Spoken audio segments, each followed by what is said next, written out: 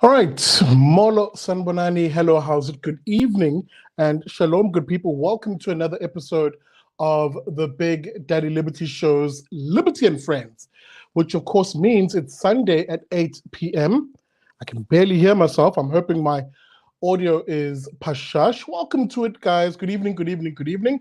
Apologies for the slight late start. I do think I'm having some internet issues tonight, so I'm hoping the feed is clear. Moderators, please let me know in the comment section. And maybe as I await that feedback, how are you doing? Hey, how's your weekend been? Please let me know in the comment section, including where you're coming from, where you're watching tonight's show from. Do me a favor, please. And wow, I really cannot hear myself. Do yourself a favor. Gosh, I really can't hear myself. Do yourself a favor and do me a favor by hitting the like button, please, and sharing the show. And if you're watching from KZN, we have a new king. We have a new king. He's on the throne. King Misuzulu. Trust you me, I am so happy right now. It is ridiculous. We'll get into that tonight. All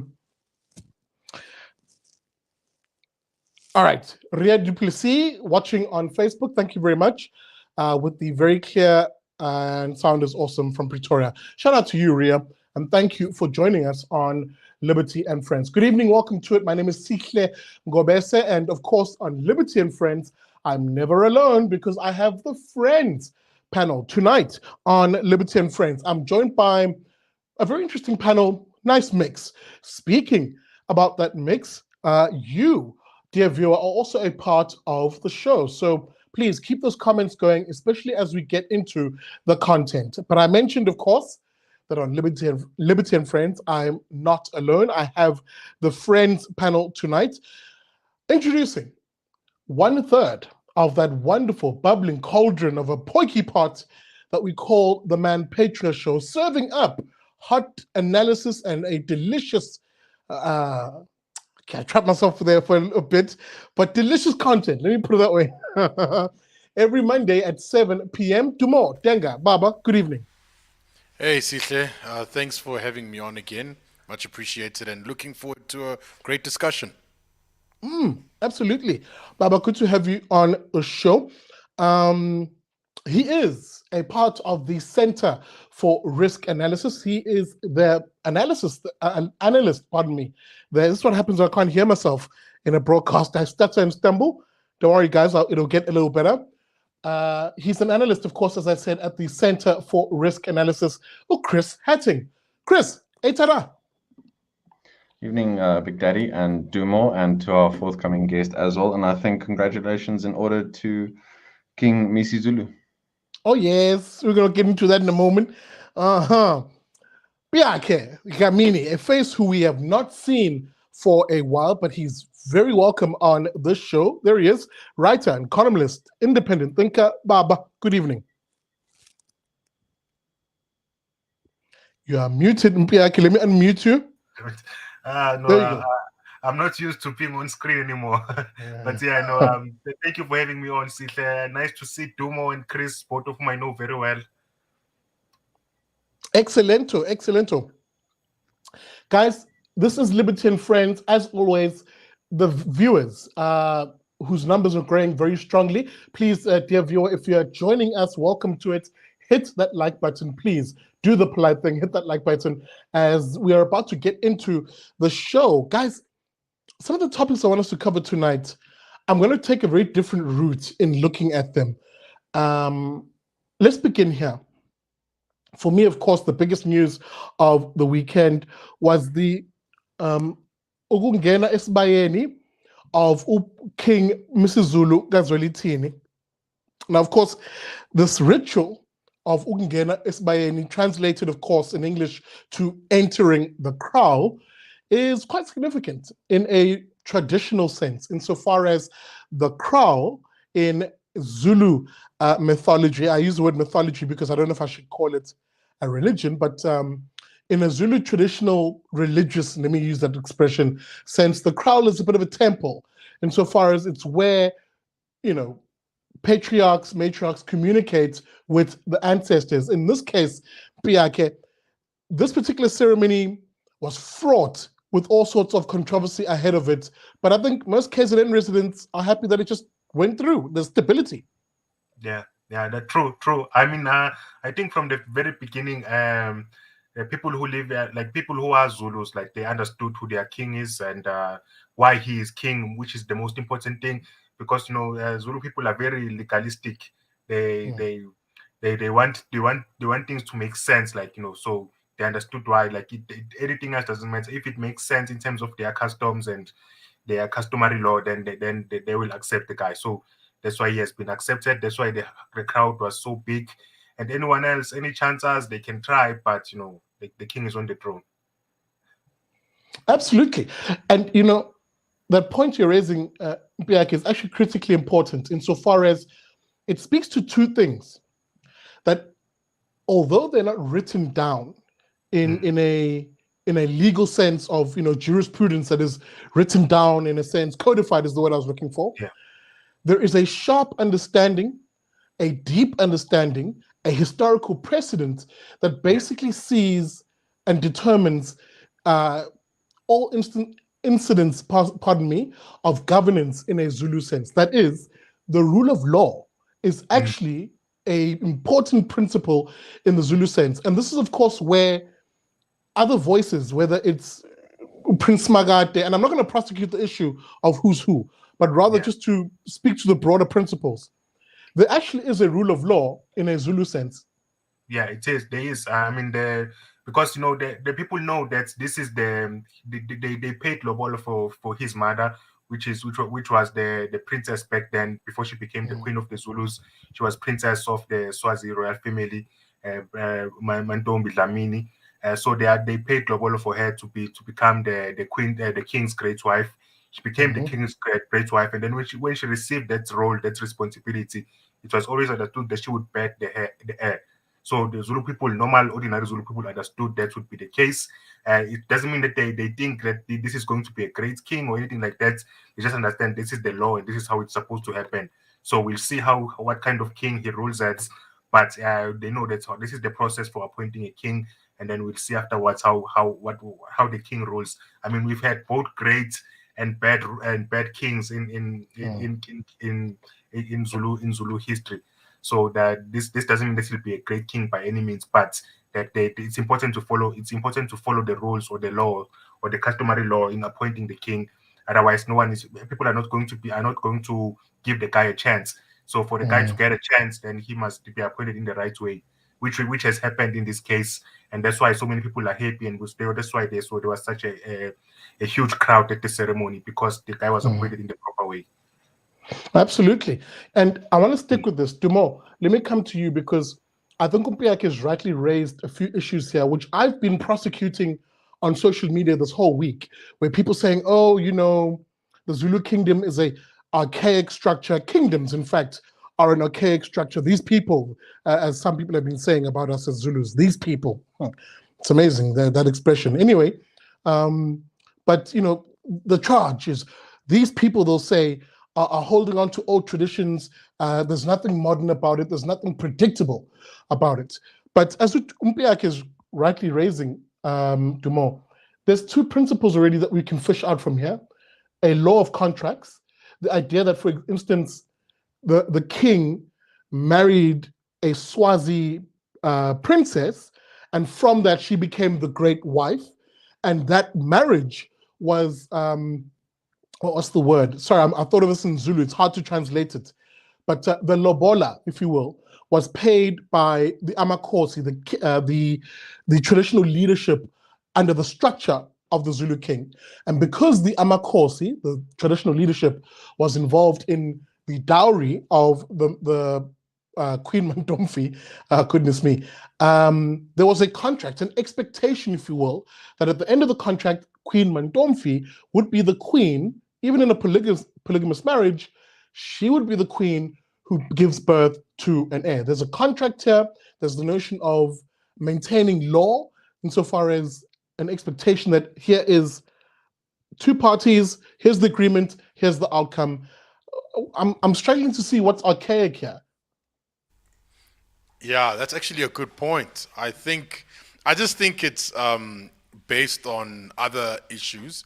I just think that there's also that sense of like, people like this term of democracy and so forth. And when they look at not anarchy, sorry.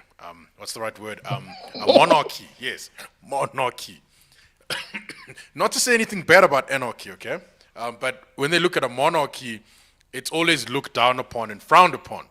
But it's very interesting that they say that, because there are authors like Hans Hermann Hoppe, who actually criticizes a democracy, and the same reasons why he criticizes a democracy is the same reasons that people who criticize a monarchy. So even if they try to look down on Zulu people, which they shouldn't, by the way, even if they try to do that, there are European or Western scholars who will criticize these current democratic systems we have. Now, going back to contracts, I love that, because, when you look at social order, contracts work very well. And even anarcho-capitalists they're big on contracts. They will say everything has to be done by an agreement. And I mean, and just to give you just a little quick thought experiment. I mean, if you're on an island and you're the first one there, you have no problem. You don't need any laws for social order. But the moment the second person comes onto that island, you need laws for social order. And generally what happens is you have rules on how the resources are going to be owned and what we can do with our own bodies. And it's very interesting that a thought experiment like that can even be seen in the traditions of the Zulu people, right? And I think because it's a human thing, we look at each other, we have our own bodies, how do we use them? Let's form contracts. And I think that's the best way to go about it. So for me, this is a great example of how human beings act. And when they want to have social order, they can actually do so in the right way and even form contracts. And they may not even have to have written ones. They could even have verbal agreements and can pass them down from one generation to the next. Because that's one of the, let's say, features of a lot of African traditions, is that a lot of things are verbal, and not translated, but rather are passed down through song and so forth. And that's how history was kept for a long period of time. So we still have the same ideas, but maybe we just keep them in different mediums. That's what I would say. Indeed. And it gets interesting for me because it's maybe taking the conversation where I wanted us to focus tonight, which is not to look at the issue, as I said, guys, at the beginning, of, there's a rival prince who is also vying for the throne, and that's not what I want us to prosecute tonight. Indeed, if you want more information, indeed a good insight into the fracas within the Zulu royal household, do me a favor. Go to my channel and find the Big Daddy Liberty show from past Wednesday, where I was in conversation with Zulu historian Udalisu Butelezu, who broke it down for us and explained exactly what's happening there. So make sure you don't miss that, because it'll give you a good understanding around the rivalry and why King Misuzulu is the rightful king. But as I get into that, Chris, let me come to you, Chris, because for me, we've shaped the conversation in the direction I wanted us to go, which is on the issue of reform. Here we are rightly pointing out that the Zulu Kingdom has time-established verbal practices that are grounded in certain principles, a law of contracts, if you will. That law is codified in a sense by there being a council of sorts, and then a council of sorts that ordains or appoints, if you will, a traditional leadership that maintains traditional law. So, for example, the Amakhosi, the Izinduna system, and of course, there being a traditional prime minister, currently Prince Mangosuthu Buthelezi, playing in that role. So we have a system of government here that has clear laws and indeed even a justice system of sorts. But the issue of reform is an important one, especially for this new king. And maybe one of the reforms is, if we have this established system in a verbal sense, how about we write it down? I think there's an element to be made for that, but then you might have in systems and incentives put in place to decide who gets to write it down. So then you have that power play in mind, and how do you make sure that that is done in the right way, in the best way to carry forward those traditions that have been passed down verbally, for example, for generations and centuries, if you translate that then into written down form. So there's that particular challenge. I do think it has some merit, definitely. In terms of reforms, I want to keep in mind the whole time this idea of subsidiarity, because it's well and good to have the systems and the traditions and the values and those intangibles, let's say, of Zulu culture. But if that isn't based on a solid foundation of respecting individual Zulus' agency, dignity, property rights, for example, self-ownership, self-reliance, all of that stuff, then the structures on top of that fall apart, regardless of whether they're written on in terms of the written word, whether they're verbal agreements or not. It's that understanding of individual action worth as individuals within then building up in terms of communities, families, and then again further up into the sort of monarchic systems, and that higher up structure, as it were. I think it has to be based on something that just has a good solid foundation. And I'd actually agree with you. And maybe to that point, I want to share something with you guys, because I made the point on social media and I got a lot of pushback. Oh, pardon me. A kombucha came back with vengeance. I got a lot of pushback on social media when I suggested, for instance, that we as Zulu people have always had a fundamental and strong appreciation for liberty values, even though the founding of the nation was, relatively speaking, violent and authoritarian in nature. But out of that violent and authoritarian creation, if you will, a system of order that recognizes, firstly, a federal structure, and thirdly, the individual, was actually strongly inculcated. And one of the slivers of what I'm talking about was from King Misuzulu himself in his speech, his coronation speech, if I can call it that, where when he got to the point about speaking about the fracas that he's dealing with, that is the contestation within the Zulu royal household, he actually appealed to something which is definitely on the opposite spectrum of authoritarianism. He actually appealed for free speech. He made the free speech argument. Have a listen to this. It is in Zulu. I didn't have time to translate it, but I will translate it after the clip. This is King Misuzulu speaking during his coronation about the importance of listening to your detractors, even if you don't heed their message.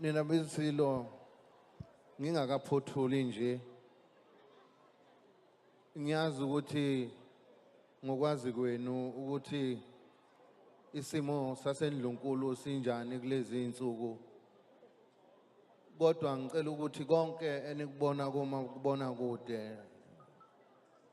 nezinkulumo eniyake nizwe abaphikisa isihlalo beyikhuluma, sengike ngasho futhi kaningana ukuthi nibezwe ukuthi bathini, ngoba kumele sibezwe ukuthi bathini, kodwa ningabalaleli.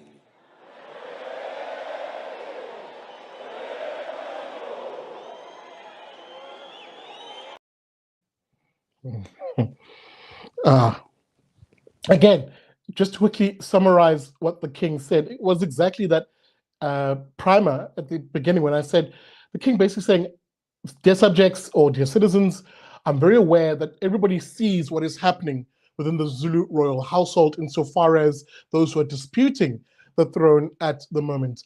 I implore you to bear this in mind. Do listen to them. Do listen to what they have to say, but you just don't have to necessarily agree or be inclined to what they're saying. To which everybody goes, by it, and I actually had a good laugh at that because it's over 10,000 people agreeing and advocating for, agreeing to, clapping for free speech. Mpiyakhe, let me come to you. I mean, I'm being a little tongue-in-cheek here, but the king is actually making an important point, which is every Zulu has the freedom to express themselves, even though this is a monarchy, a kingship. He actually welcomes the contestation verbally of ideas. Yeah, no. I think that's an important point. Even though he was joking, and the joke, you can only fully appreciate it in the original tongue, because the play Mhm. of words there was rather good. But I think, yeah, he's making an important point that we must listen to everyone. It's important to have the rational debate to debate these issues about who rightfully occupies the throne. And I think it goes back to what I said earlier, that Zulus are actually very culturally are very legalistic. Like they want they follow a system of law, and they want the law to make sense. I think they're probably one of the most misunderstood cultures in South Africa, because everyone thinks of the Zulu nation as this being this very violent nation, this very violent people that always do things by force. But it's if you've grown up here, you know that it's quite the opposite. Like, everyone has a chance to be heard, everyone has a chance to put their point across, and the violence really comes through when you don't respect this fundamental principle. That's when you don't, like, when an argument has been made, and then you don't want to be convinced by the argument, even though your maybe you have the weaker side of the argument, and you want to persist and want to perpetuate the conflict. I think that's where the issue comes in, because when you want to perpetuate conflict, even though the resolution to the conflict lies in argument, and you've lost the argument, then I think that's where the problem usually comes in. But yeah, it's a good point. Like, everyone should be listened to. Everyone should consider the arguments being put forward, because it's not like the arguments on the other side on the opposite side of the king are necessarily completely bad, because they do have some basis in precedent. Because you can go back to people like Shaka Zulu, and some of those people who didn't follow the same custom in being elevated to the throne. And that's why, in an article that I've just written for the FMF, my argument is that the Zulu needs to develop the Zulu people need to develop their customary law, and to pay more attention to something like a court system, customary law, precedent, case law, precedent, and things like that. Because you need to understand when the exception to the precedent takes place, and when the exception to the law takes place, and why that was the case, and why that was justified at that time, and why it isn't justified in particular cases. So there is some examples in the past that go against what has happened here. And so people there needs to be a development of customary law in order for everything to make sense, and that everyone can be happy. But now, I think now it just boils down to people's understanding of the law. I think that will not be good enough going forward, because things are becoming more and more complex as we move forward. And I think the king should learn from what has happened with his own succession, for his own children, and start putting forward the systems that will take care of it. Because clearly, something like a will is not good enough. You need to develop the entirety of Zulu customary law to make sure this doesn't repeat. Absolutely. And, Dumo, as I come to you, just give me a moment. Let me do a bit of housekeeping. Molo Sanbonani, hello, how's it? Good evening. Shalom, Diavio. Welcome to it if you've just joined us.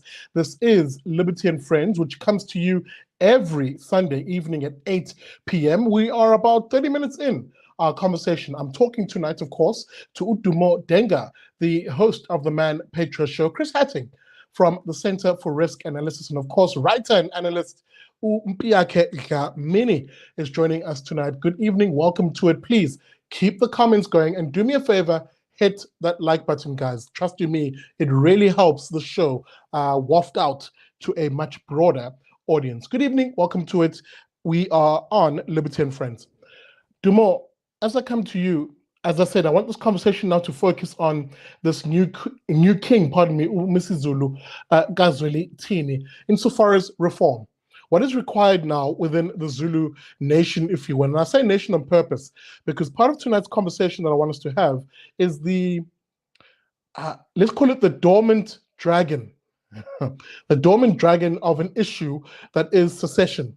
The idea of KwaZulu Natal breaking away from the rest of South Africa. Trust you me, if people think that voice has been shut down or relegated to the past, they're going to be very frightened in the next year or two when they start seeing the brains trust, the coterie, if you will, around King Misuzulu Zwelithini.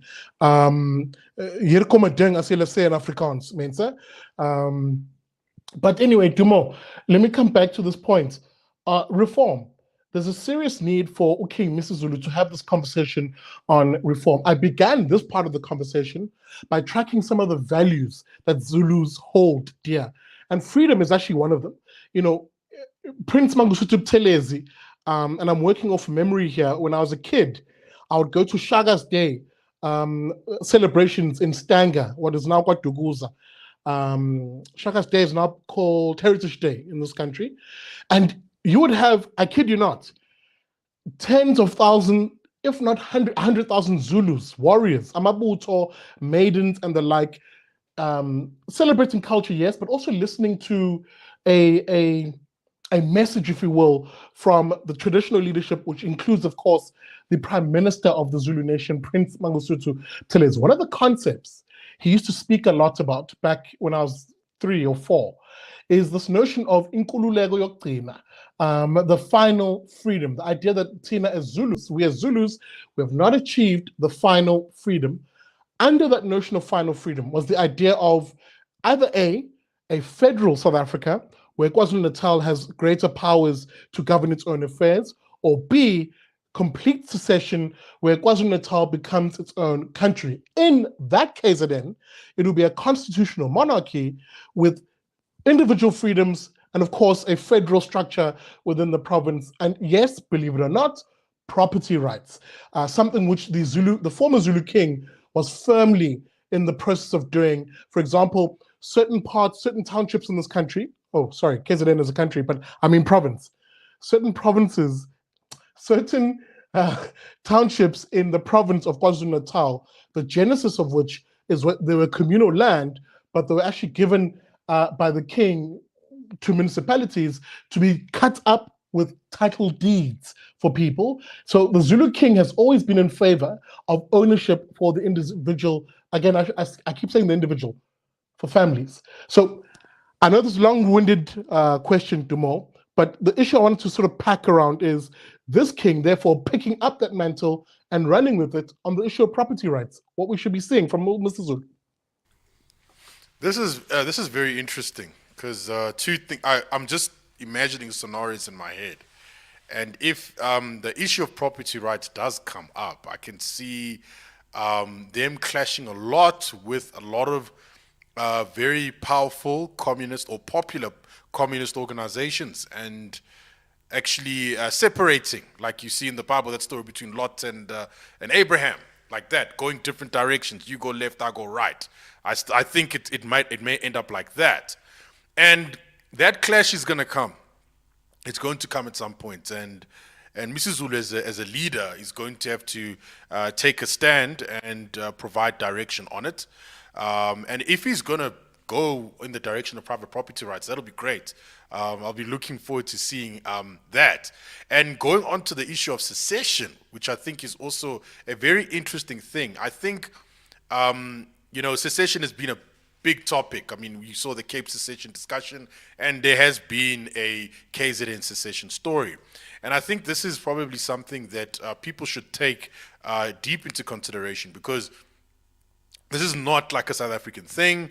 I mentioned Hans Herman Hoppe as well, talking about secession, and he believes that, in order for big governments to become more irrelevant, is for more nations to actually to secede into smaller not smaller democracies, but smaller blocks, if you want to call them, that type of thing.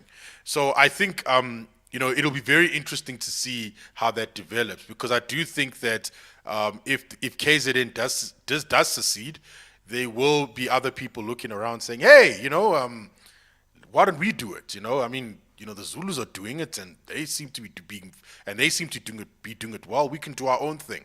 And ultimately, what I would want is that if I had to create my own society to secede, it'll be a private law society, like the anarcho-capitalist model, where people actually get in on on contract. And it's going to be very interesting. There won't be a court system, but there will be arbiters and so forth. But I'm just saying that people that secede are going to come up with their own ideas, whether if it's a constitutional monarchy or constitutional democracy or a private law society, which I prefer. It's going to be very interesting, because I think people now I just think with human beings, you're starting to see that when groups become very large, they become unmanageable. There seems to be this limit that if we breach it, people are just want to get into smaller groups. I don't know if it's based on how we evolved or whatever, but it seems like we just like to have these smaller groups, like being the king of our own castles, to make it clear. And if KZN will be the first one to do it, yeah, that'll be awesome, and I'll be watching. It'll be great. That's what I would say. Yes.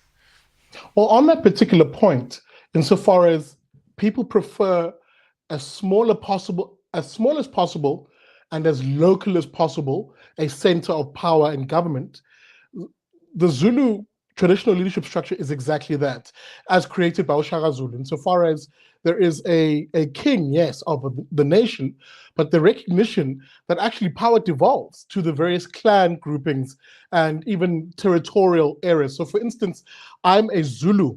I'm South African. I'm a Zulu, yes, but I'm also a individual who is part of the Ngobese clan, and we have a demarcated, if I can call it that, area that's near Ntabantu Zuma, and I have a king, so to speak, of the Ngobeses, who I'm directly accountable to, and beyond that, he has a substructure under him of Induna. My particular Induna, for example, Posiam, as we say in Zulu, is actually, let me not name him because I still want a few favors from him. But the point I'm trying to make here is there is a structure which is very localized and power is devolved. But it goes beyond that. Chris, I want to come back to you because I wanted to prosecute the issue of property rights. I think the future of the Zulu nation has to answer this question and answer it definitively of who owns the land that they live on. Is it the state, or in the case of an independent Zulu land, the king, or is it primarily the individual? Or Chris, I talk a lot about the individual.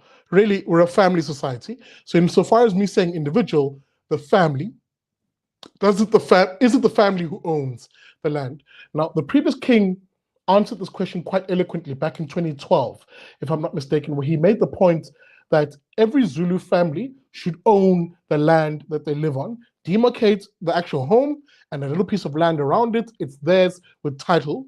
And then what he argued was any agricultural land around it that is subsistence should be communal with a long-term lease, so a 99-year lease, for example, which effectively renders it in the ownership of the individual.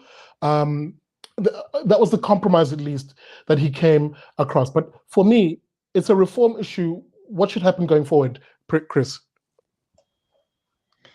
Look, I think in general, the worst thing that can happen to a culture to sort of wither it and make it stale and no longer vibrant, no longer having vitality, is reliance on the state. That the state would protect it, that the state will ensure that it will always have the institutions in its favor. I'm paraphrasing from the Bible, but the idea of God, the first thing that God will do to a nation, a culture, a people, if he wants to raise them up into prosperity, is to teach them self-reliance. So that idea of taking back maybe some of the power that has been given to the state, either directly or sort of by habit. I mean, these things that we like to look at the sensationalist revolutions that happen overnight, but a lot of revolution happens slowly and surely, and it chips away at individual agency, at family, the scope of the family, what parents are responsible for, what churches, synagogues are responsible for. All of that is steadily chipped away and given over to Caesar, as it were. So I think you're absolutely right to point to the importance of property rights, having that basis of, again, long-term stability, agency, dignity, again, having that idea of you build now and you leave something for your children, so you have more incentive to build now in South Africa, for example. Just on the secession point, and independence, I mean, those might be interchangeable at some points, but a lot of it might be happening regardless of whether the state wants it or not, and regardless of whether we see bloodshed in the streets or not. The state at the moment is just very incapable in South Africa, and a lot of communities, businesses, families are taking back that control, trying to fill that void, like not even in a coordinated attempt, which might be better, but it's simply happening because the state is leaving those gaps behind. So I think there's a strong case to be made for if there's going to be a real reform, it needs to be such that property rights are more strongly protected and respected. And you can do that in various ways, of course, in terms of the law, but you also do that in other ways by, for example, stay-proofing yourself to ensure that if someone comes to your door to take your property, you have the means to turn them away. You make sure that you're well trained, you make sure that you have the right connections in your community, that people can coordinate with each other, that they know what's going on, that things don't catch you by surprise. We just recently, this past week at the CRA, released our latest macro review on the decline of municipal services. And we think that that risk that we saw last year in the July riots, that sort of thing will elevate as you see more municipal decline. So is your community, your family prepared in different ways to make sure that you continue to protect your property, that you can look after each other moving forward? I think South Africans across cultural lines and traditions and such, one uniting factor going forward will be a serious element of state-proofing yourself and managing various risks which might come across you as the state steadily recedes. A lot of people in the state at the moment, they're only going to be focused on making sure that their little piece of the pie that they can get from the state coffers, that while they're still in power, they can take that. They're not worried about giving you service delivery and giving you protection, improving policing, that sort of thing. You need to make sure that you take the steps going forward. It's not easy. I'm not trying to sell like a 10-point manual kind of thing. It takes a lot of work, but it goes to what you pointed out, Sikle, where it's different from community to community and maybe province from province. A lot of the challenges are more localized, and you can best handle those if you at least get the data, get the info, get the comms up, that sort of thing. That's probably the best path forward. Absolutely. And, maybe to this topic, I want to introduce one more thing and then we'll move on, guys. Insofar as the reforms needed and what the future of the Zulu nation looks like, and maybe what I would like, right, as an individual. And we're going to have this conversation in greater detail on another forum, either on Wednesday or we'll see. But here's the point I wanted to share. I'm of the firm belief that an independent KwaZulu, or specifically a more federal South Africa that has a KwaZulu that has more autonomy in that sense, would be a much better bet for the Zulu royal household than the current status quo. What do I mean by this? Let me be precise and specific. I saw a comment, I just didn't capture it. And Bronwyn Heath, I do see your comment. I'll put it up on screen. I'll put that question to the panel, and I'll take a stab at it now too. Currently speaking, the royal household actually doesn't receive the hundreds of millions that people think it does. A lot of that money actually goes to state organs who are tasked legally with creating certain events that are tied to the monarchy. So, for example, the Reed dance, for instance. So a lot of those millions that you often hear is being given to the royal family actually isn't. It's being dispersed by departments, such as the Department of Sports, Arts and Culture, and the like. So that the question then becomes, who's the Zulu royal family living off of? Are they living off of the state? The short answer is pretty much no. I mean, there is an element of that, don't get me wrong, and I'm not trying to just conceal that there is money that they receive from the state, but in real terms, it's tribute fees from citizens or residents through the Ingonyama Trust that make it up, by and large, to the royal family. So this is what I often argue to people. If you then put it to the royal family, or Zulus, independent KZN versus state dependency on Pretoria, independence wins 9 times out of 10, because it would be a richer nation. It would be a nation defined by markets, defined by enterprise and taxes, if you will, or revenue collection coming to the kingdom, if you will, thereby for them a much more fabulously rich arrangement than what they currently get now. So one should divorce themselves from the notion that the Zulu King or the kingdom is dependent necessarily on Pretoria. Now, I know there will be people who disagree with me, and I welcome that disagreement, but I'm just painting a picture of what could be versus what is. And in painting that picture, here's the final comment, and I wanted to come to Bronwyn, question by Bronwyn. How would those of us who are not Zulus be accommodated in a separate KZN? These two issues that I'm talking about now are linked. The former king, Zwelithini, King Zwelithini Zulu, used to say it a lot. If you listen to speeches, or if you did media interviews, he would say this. The Zulu Kingdom is a non-racial society. He used to say directly, direct quote, I am the king of all residents who live in this province, whether you are white, you are Zulu, you are colored, or you're Indian. I am your king, close quote. This is the benefit of a photographic memory. This is an interview he did with Al Jazeera, I think 6 or 7 years ago. If you don't believe me, find it online, as those exact words. And he would say this in speeches all the time, to say that we are a society that welcomes all people who live here, who contribute to the commonwealth of the province or the nation, if you will. So I just wanted to tackle that and also raise this issue of, is secession a far-fetched idea, or is it something that could be entertained and a structure of government be introduced under that? Final bite of this cherry, Mpiyakhe, before we move on. And I think I actually have some ideas on this. I think, secession can be done either in one of two ways. You can have secession de jure, or you can have secession de facto. I think right now what the king should be aiming for is for de facto succession. And the main obstacle, as I see it, relates to the land. Because what's happened now is that a lot of people within the ANC cases and are actually pushing for title deeds within Ngonyama Trust, not as a way, not because they believe in property rights. A lot of those same people believe in AWC. So basically what they're advocating for is for people to get title deeds, and then shortly thereafter the state to come in and take away that land and say, okay, now we own that land now because you have just given you title deeds. So this is what the Zulu Kingdom has been fighting against all these past years. And also I think the other thing is there's a lot of wariness about how they lost their land in the past. In as much as they own a lot of Ngonyama Trust controls a lot of land, 33% of KZN. That's actually a fraction of what the Zulu Kingdom used to control in the past. And it's a lot of disconnected, disjointed land that's not really one cohesive whole, because it used to be homeland, like it used to be then that was part of the homeland. So they were just given like bits and pieces of land that the apartheid government felt it could spare, not that they were given their historical lands. So they are still fighting this fight of trying to get all of their historical lands.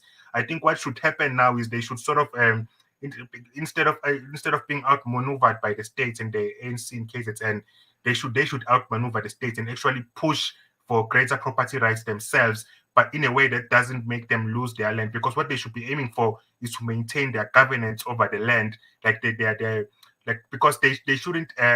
So this ties into the development of customary law. What you want to do is it's all about, because in South Africa, even though you have a title deed to your land, the South African government has governing powers over your land. They can levy they can levy property rights. They can levy all of these things. They can tell you they can pass laws that govern your land, that relate to your land, water under your land, the minerals under your land, and also all sorts of those things. So they should aim for governance over the land and not necessarily direct ownership. And that would mean something like, instead of because another mistake that they've done in the past is this leasehold system, this blanket leasehold system, which has been a real disaster for poor people in Ngonyama Trust land.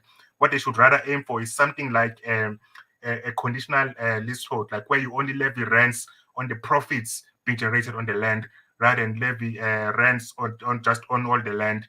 And then in that way, you can say, okay, you can allow people to alienate, subdivide the land, and do all of those things, but you are still levying the profits regardless of who owns or controls the land. You are still able to levy rents on the land. And so that would be my argument. In that way, you'll still have control over your land. Your law, your Zulu customary law will still apply over the land, but people will have effective property rights. They'll be able to sell the land, subdivide it, and do everything, all those nice things with it. No, I would definitely agree with a lot of that. Because I speak as someone, by the way, guys, I must quickly say this. I'm not speaking in abstracts. I'm a beneficiary of what I'm talking about, for instance, and I agree with Mpiyakhe wholeheartedly. In fact, if any of you follow me on my social media, you'll see, for example, my forest, my gum tree plantation, which has been in my family for 3 generations now. You guys will see my farm that I'm building, where I'll be building a macadamia farm on there. That's a solid 3 hectares or so around the farmhouse. This is land that has been bequeathed to my family over generations. So the system works. It definitely needs to be codified. It definitely needs creative ways to tweak out and work out some of the problems, but the system works. And I think it's important for Zulus to have this conversation insofar as what we look like into the future. Guys, I'm going to wrap this point up with Dumo and Chris, just with one more bite of the apple. But, you know, as we have this conversation, Dumo, I'm seeing some of the questions here. The other question becomes the issue of peace.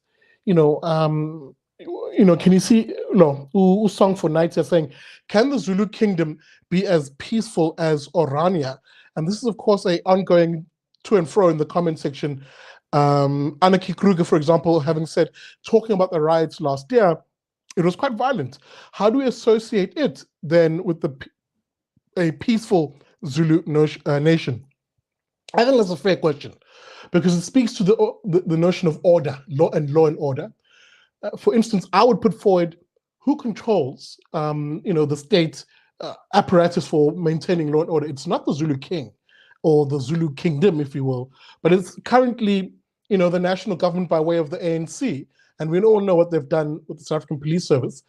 I would wager, Dumo, that maybe a Zulu Kingdom would likely do better on the issue of safety and security and law and order. Yeah, I would agree with that as well. And there are many ways that the Zulu Kingdom can do it. I'm just going to give an example I'm going to give a very, what's the right word, idealistic setting.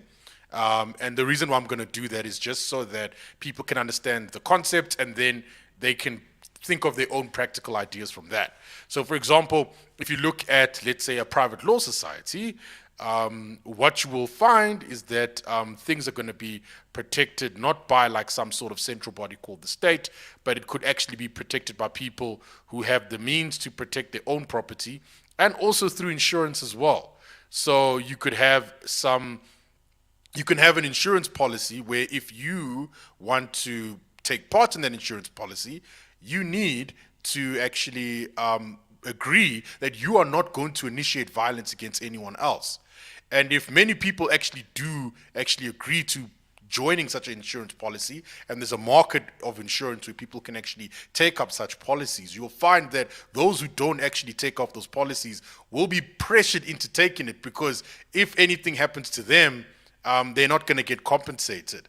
And if they want to take the policy, they need to actually agree that they're not going to actually initiate violence. So that is one way in which any society can actually get that going. It's not the silver bullet, but I definitely think it can generate some sort of general peace or work towards keeping the order, because the insurance companies are going to benefit because, number one, when you have a peaceful society, less claims. And for society in general, they don't have to be so violent to each other, because now they have a policy that protects them from the damages of violence, and also at the same time they are obligated not to perform violence against anyone else. Otherwise, they're going to breach the contracts that they've actually signed.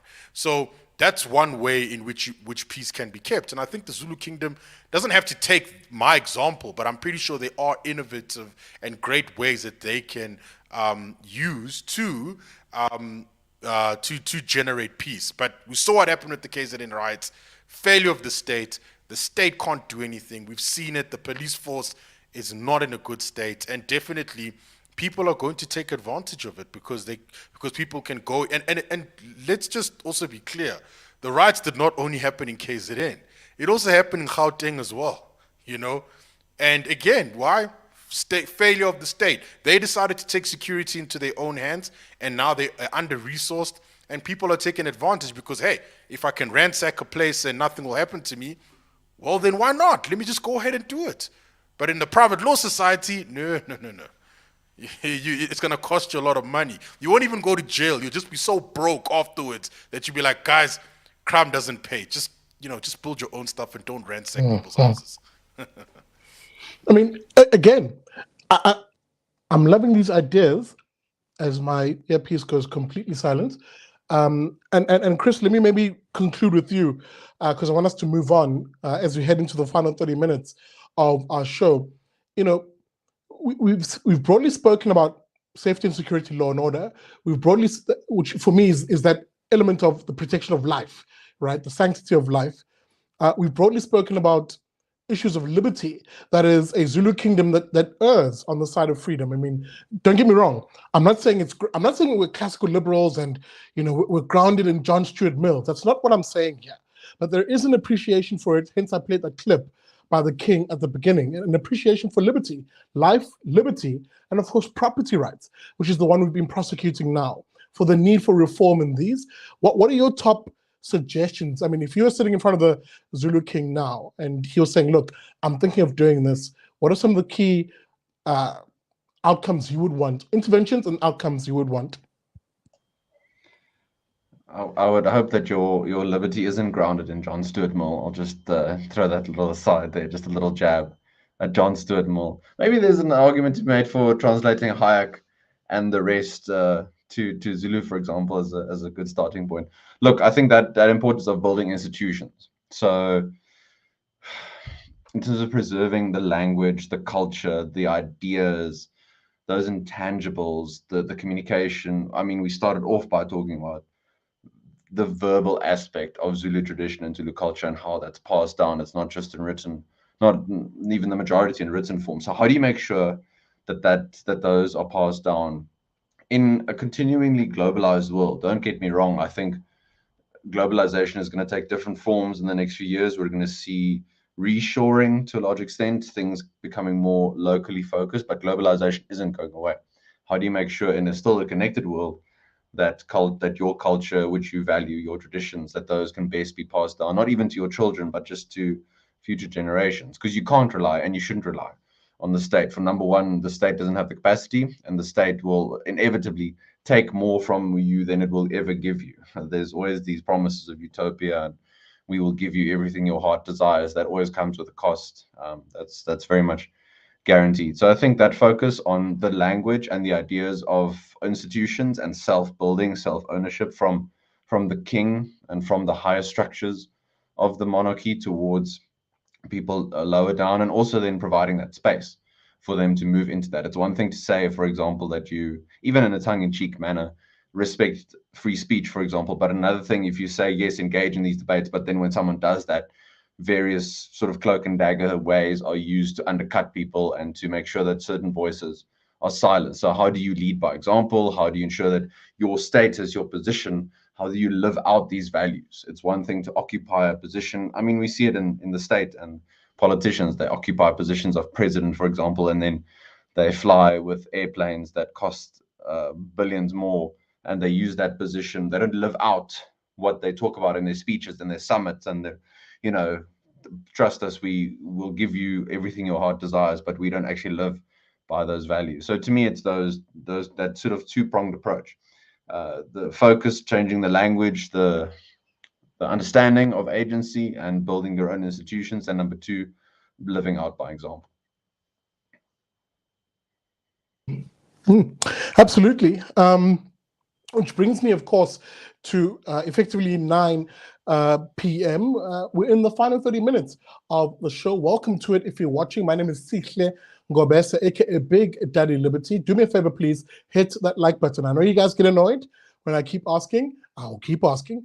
Hit that like button. I'm nowhere near my likes, guys. I want to keep that engagement over 50%. So that means if there's 100 people watching, I want my 50 likes. With that being said, I must just quickly warn that one of my guests has to skedaddle in, I think he can give me maybe 5 or 10 minutes, I hope. But if he can, I'll begin with him because we're moving on to the next topic for the evening. And it's one which, pardon me, will be brief on.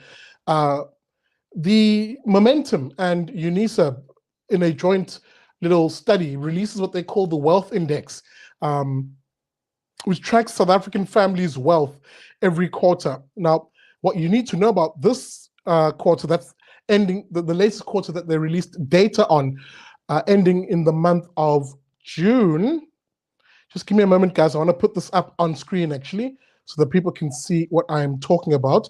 Of course, if you are a fan of Vuganazo, my daily morning show, you'll know that I covered this issue briefly in the week. Come on, share screen. Avoiding the porn tab. Just kidding. Stay calm. Here we go. South African households. This, of course, is a piece in the Business Insider. South African households are 1.2 trillion rand poorer in the 3 months to end June. South African households are now collectively more than 1.23 trillion rand poorer than a year ago for the 3 months to end in June. Our wealth has basically slipped to now be collectively worth 15.7 trillion. The drop was mostly because of 10% drop in the value of household financial assets. Now, there is an interesting graph here that I want to put on that shows you basically that trend of what it has actually been. There were a few peaks here. Sorry, I'm going to try and fit the whole thing in screen here. Just give me a moment, guys. I'm hoping that worked. Yes. Here's chart one, which basically shows you each of the quarters. And you can see here, there was a bump, of course, in the first quarter of 2022, but a sharp decline in quarter two. That's the one that we're talking about now. And Mpiyakhe and Chris, I'll begin with you two. Mpiyakhe, this is just the beginning, is what I always say to people. The effects, the cumulative effects of many things, lockdown, bad policy, and of course the ideology of our politicians basically means that bar, or the graph, pardon me, will be trending in a downward direction. Yes, I think you're correct, Sikla. Yes, it will trend down in a downward direction if we don't get serious reforms soon. I mean, things like I think we've been bringing this drum for a while now, but things like electricity, the energy market reform, things like inflation, EWC, like some of the crazy policies like NHI that are still being proposed that have not completely been killed. All of those things will keep weighing on the value of people's wealth and other things. So especially I would worry mostly about AWC because it's literally taking people's property away. So that's the prospect. Just the prospect of that alone is going to act as an anchor on people, on the value of assets of all types, because property, it's hard to limit property to land. You're always going to have what you own is more than just land, and it's always going to be more than that. So it's a difficult conversation to have, but I think South Africans need to really change this when it comes 2024 by getting a better government, getting those reforms really implemented, and starting to deal with things like inflation. Because what inflation does is act as a destroyer of wealth, because it erodes away the real value of wealth. The nominal value might stay the same, but the real value of wealth gets destroyed. So I think things like that are things to worry about into the future. And so we just need reform from government. Like, it's fine if the value of financial assets falls because of market conditions, that's fine. But if it falls because of government, that's a real problem that needs attention. Absolutely. And, Mpiyakhe, I am mindful that you have to leave, Bodi. You'll just let me know how much time you can give me. But if you drop off, it's fine. I'm not going to judge you. But with that being said, Chris, let me come to you, because there's a little quote here in this piece that I wanted to go into. Now, aside from the drop in the value of financial assets, there was also a rise in household liabilities, that's household debt, which increased by about, listen to this figure, 39 billion rand. That's in 3 months, Chris. It's estimated that outstanding household debt increased by it is estimated outstanding household debt increased to 2.67 trillion in the second quarter of 2022, while household assets decreased to 18.4 trillion.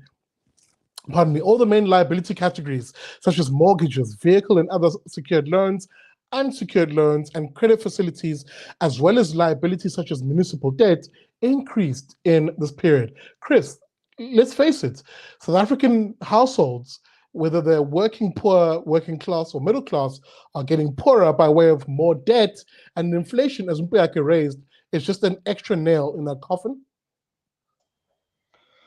Yeah, and I don't think we should expect that inflation train to turn around anytime soon, contra the promises by President Biden that 0% inflation happened in July. I don't think that is the actual case in reality. So keep in mind when you take on debt, you have to repay that debt, but also the interest on that debt. So if you, for example, are taking out a loan to buy a car or to upgrade your car or to buy a big new house to impress your new girlfriend, all that sort of stuff, you're going to have to pay that off at some point. If you can't pay it off, it's going to be seized by the bank. Someone's going to come and take it away from you, and then you won't be able to show off to your girlfriend anymore.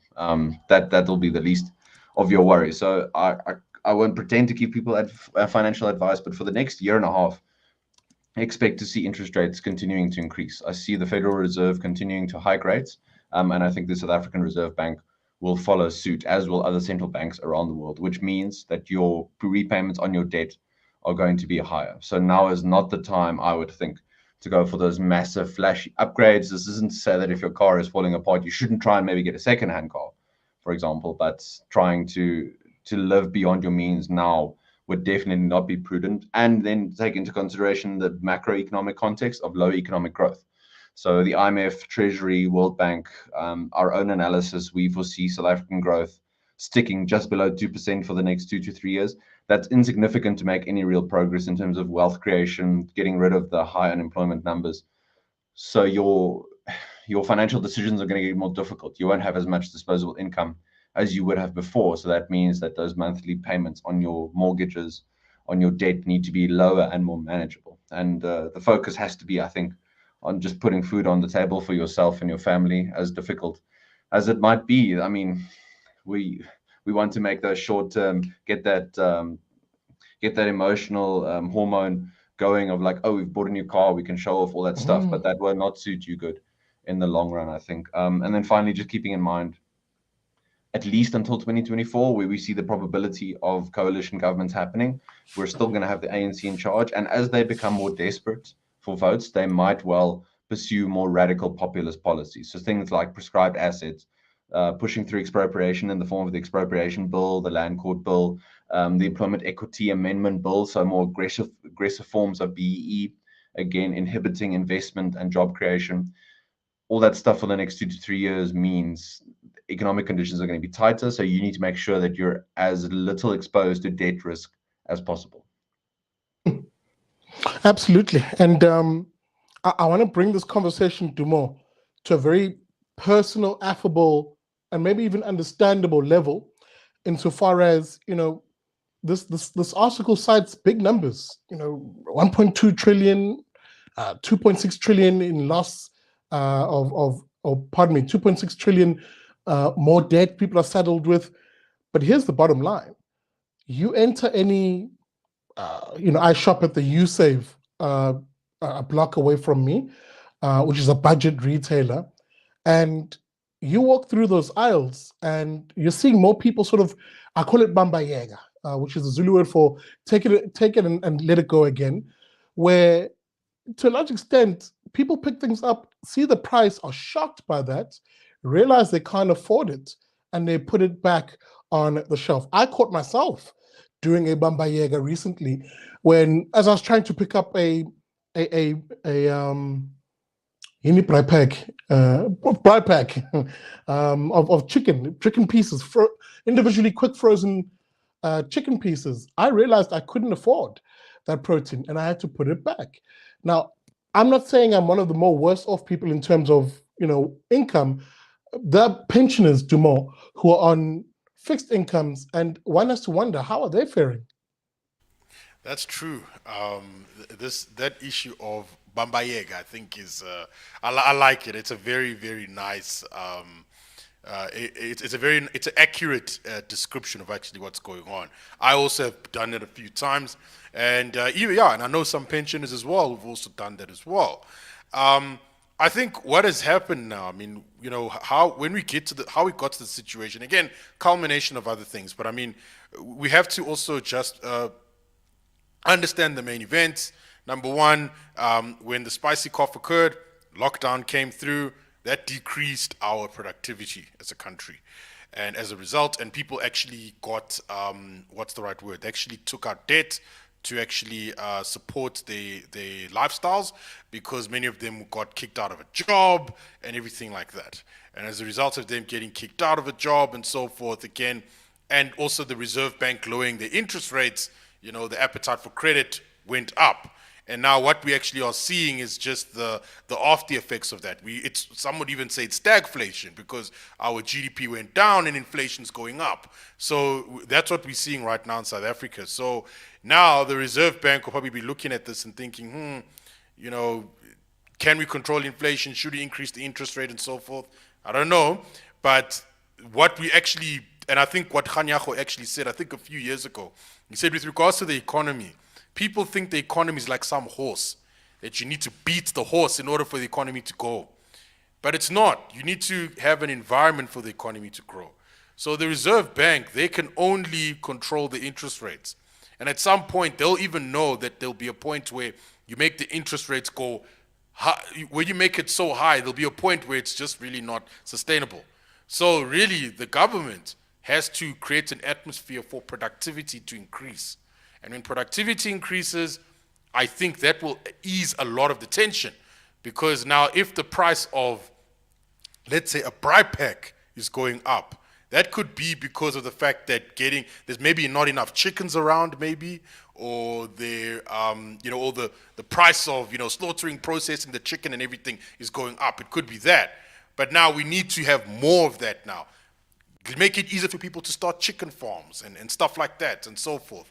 And I think if the government can actually just create that environment, we will be seeing the decrease in goods, or the decrease in the prices of goods and services. But right now, it's not happening, and we're going to be doing Bamba Yaga for a long time.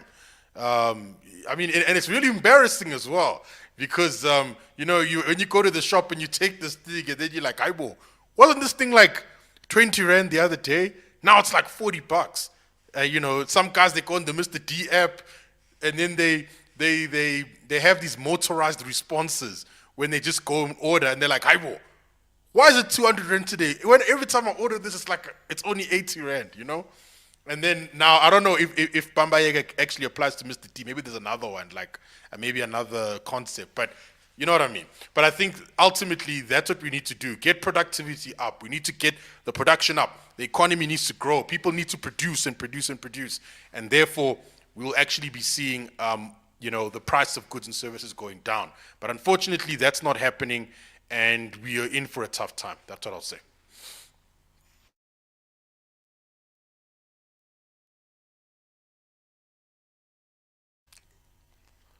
No sound. No sound from you, Sihle. Can't hear you. Okay, cool. Okay, now Want we to can add to take over the that, show. Chris? There you go. Yeah, want to We're add to doing that, the Chris, right while Sihle gets his sound right.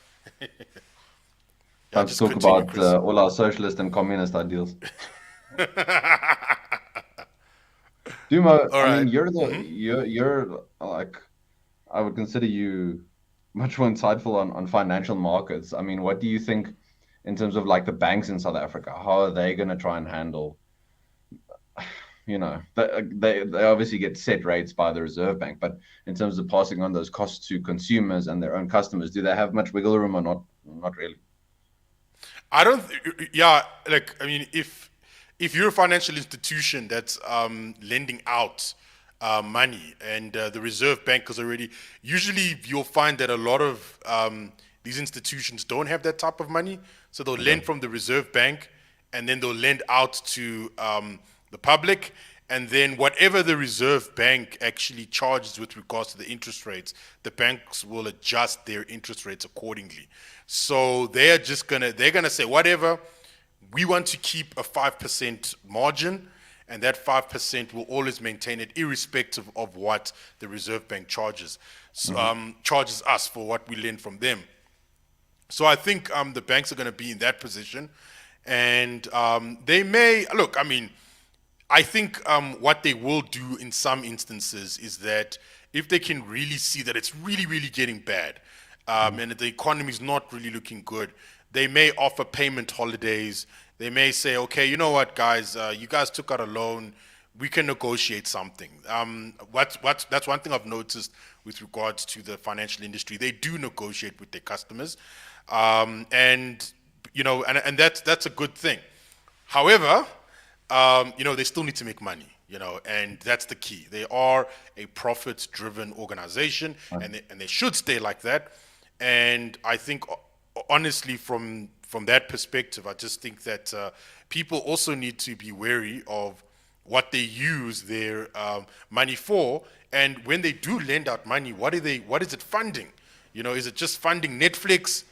Well, maybe Netflix is not a good idea, but but if it's funding something that makes money, then yeah, then give it a shot, because I think now with the rise in interest rates, people are going to take credit a bit more seriously and probably look at it from a perspective of, hey, what can this get for me in the long run? Can I pay it off quicker and stuff like that? But yeah, All right, guys. we'll see more of that. Cool. Are you back? I just want to check if my audio is back.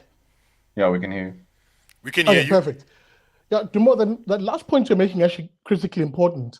And before I close up the segment, there was another piece that I linked this to, insofar as I made the argument on Vuganazo this week. I said, if South Africans are getting poorer and the economic outlook, as Mpiyakhe pointed out, and indeed my other guests have pointed out, if the economic outlook is looking bad and there'll be a downward trek, one would expect, therefore, that government policy and policy from politicians would be geared towards creating as much opportunity, as much economic opportunity as possible. The private market, the private sector, pardon me, and markets actually, you'd hope are the ones that push to lead the way to create jobs. Jobs are a means in which people can afford to raise not only their income, but also their household savings, so that the household survey that Momentum and UNISA does would look a lot better. Unfortunately, on that particular regard, I want to, as I try and find it very quickly,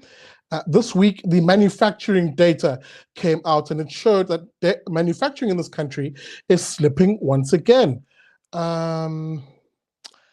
You'll forgive me, fellas. I will find it in a moment, because I think it's actually quite important. I want to put it up on screen insofar as it has an impact on the prospect of any South African, especially those South Africans who are unskilled or poorly skilled. Farming, that is agriculture, and manufacturing are often the two sectors that absorb them the most. That and also the service sector. And I can't find this article. Okay, fine. Oh, there it is. Perfect. Let me put it up on screen for a moment, because Chris, I'm going to come to you on it. I'm just putting it up on screen symbolically. Chris, we basically saw a contraction in manufacturing in the data, and I pointed out from a show I did with Annelise Darby Root. Pardon me, there it is. I think it is on screen. There we go. I pointed out on a show I did with Mike Schussler that particularly when it comes to the issue of manufacturing, only 1.8% of South Africa's overall population works in manufacturing in this country. That is from a high of about the early 90s, so effectively every single year of ANC governance in this country has decimated manufacturing to the point where only 1.8% of the population works in manufacturing, a number, Chris, we last saw in this country in the mid-30s. That's how far the ANC's policy of, ANC's policy, pardon me, has effectively deindustrialized South Africa.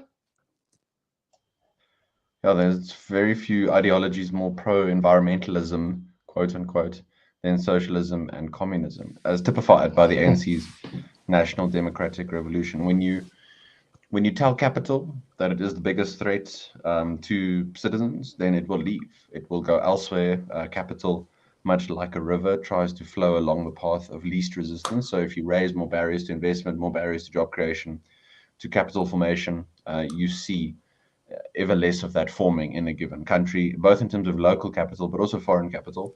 South Africa is too small an economy, even though we're relatively big on the African continent. We're too small to really get our own growth going, which means that you need to open up yourself more to investment and get those conditions going for real job creation and growth. You're not going to do that just on your own, as some other countries might have done. Also, the South African state just doesn't have the room in the fiscus to spend the economy into activity. We have to repay a lot of that debt. A lot of those debts are coming due very soon. So the state has done, to give some credit, Treasury has done relatively well to stabilize government finances in the last 5 years, but that's also on the back of a commodities boom, which we won't have forever. Commodities prices won't be high forever.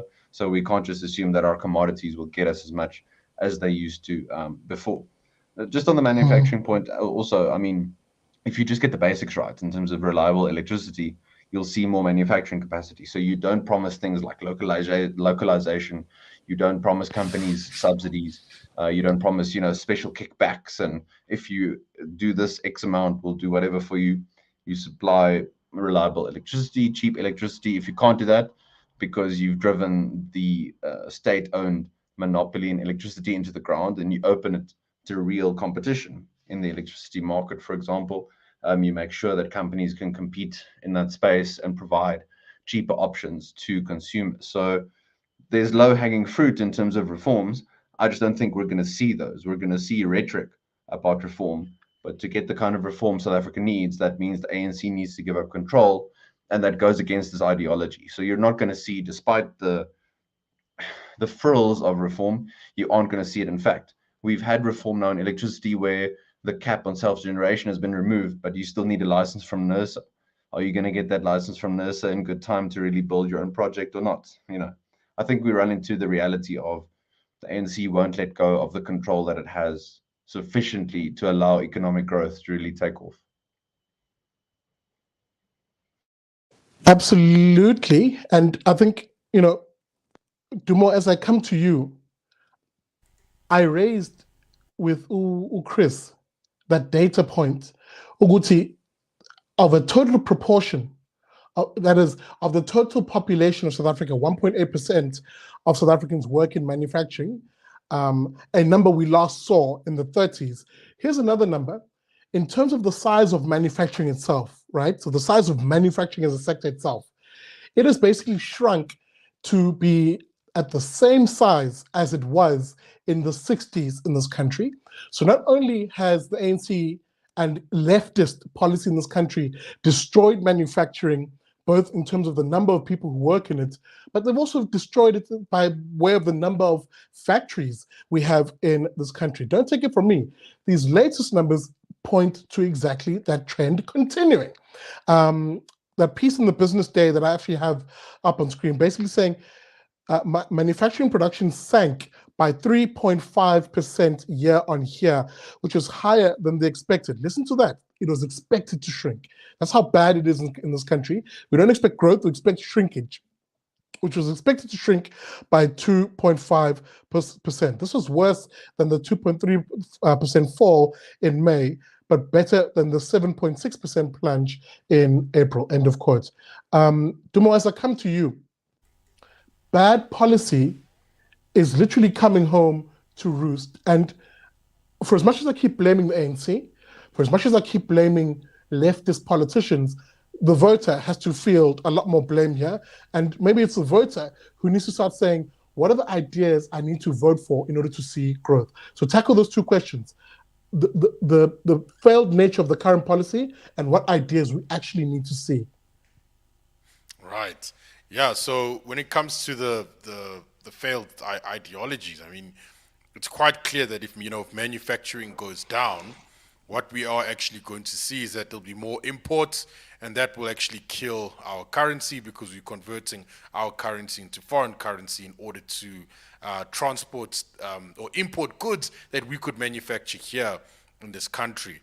And I think this is just something that voters need to be very concerned about, because that will also increase your price of goods and services. Of goods that you are importing. And remember, inflation's off the charts, right? Okay, let me say it's off the charts, but it's rising, right? And production is also going down as well. Technically, it's lower than what it was in other years, but it's going up if you look at it on a quarter-by-quarter perspective. So what should the voter vote for? You should vote for policies that actually do create jobs. And you'll find that not in organizations that say we'll give you a job. No, don't vote for that person. Vote for the person who says that we're going to liberalize the market, because when they liberalize the market, then you will start to see more people actually joining industries, starting factories and so forth. Factories are not there. They don't just pop into existence out of nothing. They don't do that. It's someone actually has to take money and invest, in that, and so that people can actually go out there and work, and people can produce the goods, and people can actually buy them. That is what is required. Unfortunately, the policies that the ANC is putting across are not helping at all. And you need to vote. Okay, you need to vote for a party that promises liberalization of the market. Without that, we're done for. Absolutely, guys. As we are running out of time, I am going to move us to our final topic, but just a minute each, please. It's really not that big of a topic. And as I said, let me correct myself. The issue is a big one, but the topic, insofar as the show, is not a big one. The finance minister, Enoch Godongwana, finding himself in a bit of hot water so far as he's facing a case, allegations rather, of sexual assault. This after he was at a day spa and a game farm in Skukuza and was accused by the masseuse who was giving him and his wife a massage of basically touching her improperly. This matter now effectively reaching law enforcement, with the police confirming that a case has been lodged. Enoch Godongwana himself, Enoch Godongwana, pardon me, toss a surname, himself has come out and said, look, hey, I didn't do this. In fact, he wants the law to take its course. Now, this is what I want us to chat about tonight. There's two things here, guys. One, it's repugnant in a country like ours, with the kind of GBV, gender-based violence rates that we see, that someone as senior as this in government is accused of something like this, number one. Number two, there is a twist in the plot, if I can call it that, where, according to Godongwana, as he was giving his statement to the police, a call came in, and I'll just find the name. It's in the piece here. Give me 2 seconds, guys. One General Stemela, who was on the phone, basically soliciting a bribe from him, saying, hey, pay 200,000 Rand into a certain account, and this case will disappear. So those are the two things I want us to chat about here, because they intercede in a very toxic way. In a country of high GBV, I would hope, Chris, that actually the law plays its course, and if there is a case against Godongwana, that he's prosecuted. But equally, if this is a false accusation seeking to extort the man, it makes a mockery of the both. What I'm saying is both avenues are just terrible for what is a serious issue of GBV.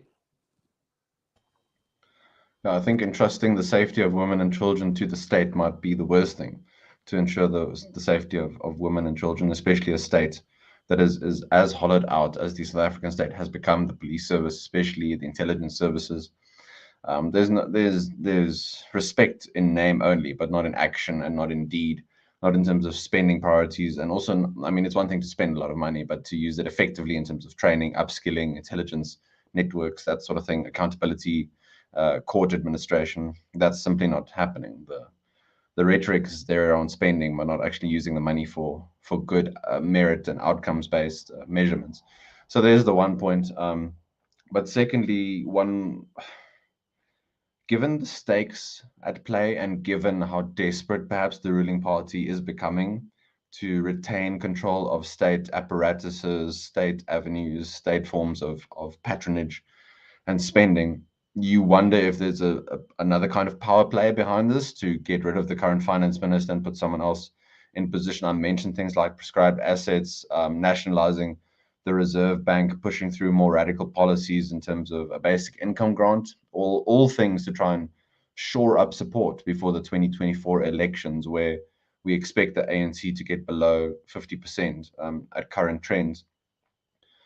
We might yet see more allegations of this, and this shouldn't surprise anyone who, for example, has read about and has looked into the research around what has happened with ANC factional politics in KZN as one example of a province where this is not child's play, it's things, it's serious business, and people will go to extreme lengths to ensure that they retain control over their patronage networks. Dumo, final comment really from you. And again, I think what Chris rightly pointed out, multiple things can be true at once. And it seems to me on this issue, there are many moving parts. But at the heart of it, it really is a case of we should be expecting better of our leadership in this country. Enoch Godongwana should not be the kind of person who's even caught up in something like this. And even as I say this, I'm not policing what adults do in their private lives. If you want to have a massage with a happy ending, so to speak, by all means, do that. You're a grown adult, and but here's the thing: as long as it's consensual, and that's the kicker for me, especially in the GBV environment that we live in. Definitely so. I think, look, I don't want to apportion blame to anyone's in this situation so far, given the fact that it hasn't reached the courtroom yet. But, I think, people in leadership positions need to manage these situations better. They need to understand that because they are in high positions, there are people that are going to try and take advantage of that. So your actions, even as little as they are, or to you it may not seem to be a big thing, people will take it as a big thing, and it could actually land you in a lot of trouble. So you have to watch where you go, who you do things with, and everything like that. You got to be extra careful when you are a leader. But also at the same time, I mean, if people do end up getting abused by people in leadership positions, they should report it to the relevant authorities and allow the authorities to handle it. I do understand that, look, when it comes to rape cases, there's a backlog because of the DNA thing, which is a very sad thing. And, it does decrease the faith that we have in our legal system, and that also means that our legal system also needs to amp it up a little bit as well. They need to become more efficient so that the conclusions can come to the front. So I would rather just say that, look, let's wait for the ruling. Let's see what happens. There's a lot of moving parts. And I just hope that the right decision is made at the end by the judge who's going to be presiding over it, if it reaches that point. Hi, Gay. On that note, let's wrap tonight's show up and say thank you, of course, to every single one who's watching. Of course, my guests, my Friends panel. Speaking about the Friends panel, guys, how do the folks find you on your social media? Dumo, let me begin with you. How do the folks find you? And what can we expect on the Manpatria podcast tomorrow at 7 p.m.? Oh, okay. My handle is at Dumo Denga on Twitter. The website is manpatria.com. We're actually doing our episodes on a Saturday now. So we record them on a Saturdays. People can join in. So we just released another episode yesterday. So it's at manpatria.com. You can go check it out. It's a very nice episode. Yeah, and I hope you guys enjoyed when you listen to it. Absolutely. That, of course, is the Manpatria show. Now coming to you on Saturday evenings. Time, Dumo? Sorry, Saturday mornings like at 11. At 11. Yeah, Saturday mornings at 11. There you go. Saturdays at 11 on the Manpatria website. Make sure you find them, please, and support the show. They've got merch too. So make sure you head on over to their website and find them. Chris, Boti, how do the folks find you on your social media if you want to be found? Thanks very much, Sikhle, for another great opportunity, and to Dumo and Mpiyakhe. Great to get to talk with Mpiyakhe again. You can find me on Twitter at ChrisHot11. Also on Facebook and LinkedIn. You can find all of my articles and research there. If you want to consider becoming a client of the Center for Risk Analysis, either on an individual or premium basis, or you can try out our 30-day free trial. You can also check out our YouTube channel. That's simply search Center for Risk Analysis on YouTube. We release videos every morning, 10 minutes or so with a guest. And we're currently over 34,000 subscribers on YouTube. So please come and become one of the 34,000. We'd greatly appreciate it. You can get access to all of our data, all of our statistics, and use it to prepare yourself and your business and your family for what might be coming forward. We try and provide as much scenario planning, risk commentary, and looking at both local and global trends to help you prepare as best as we can. Hi, Gay. On that glorious note, let me say thank you to both my Friends panelists. Guys, thank you very much. And of course, thank you, dear viewer, for being a part of tonight's Liberty and Friends. I hope you enjoyed the show. Remember, drop a comment. Let me know what you thought about tonight's show, the topics in it. And yeah, I hope you guys really, really enjoyed it. Hit that like button as you hop off on the show. With that being said, I will see you tomorrow morning, bright and early from 7 a.m. You'll remember we now have a weekday show daily here on the Big Daddy Liberty Show called Vuka Nazo, Wake Up With It morning show. So make sure you catch me, this beautiful Zulu mug, tomorrow from 7 a.m. With that being said, thanks for watching, guys. And I'll see you during the week. And look out for the Wednesday show of the Big Daddy Liberty Show. We are going to unpack in great detail the crime stats that were released in this previous week. We're going to literally, with a fine comb, go through that data so that you're informed and you can see what you can do to safeguard yourself and your family. So that'll be on the Big Daddy Liberty Show this Wednesday at 7:30 p.m. Interesting guests on that show. With that being said, thanks for watching. Good night, people. And remember, as I say at the end of every show, never trust a commie. I'm going to leave you with visuals, by the way, of the Zulu King as he exited the crown ceremony and was ordained as the king. Good night, you guys.